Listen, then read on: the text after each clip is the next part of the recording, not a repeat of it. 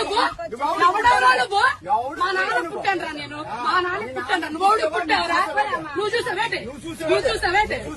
మా నాన్న పుట్టాను ఎవడ పుట్టి నేనెందుకు చూస్తానంటే పుట్టిన తర్వాత చూస్తాను ఎవడ పుట్టానంటే నువ్వు పుట్ట నీకు తెలియదు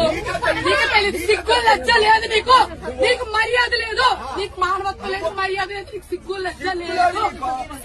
మగోడు నువ్వు అరే ఇంతమంది ఆడాలి మధ్య కూర్చొని సిగ్గు లేదు బెదవా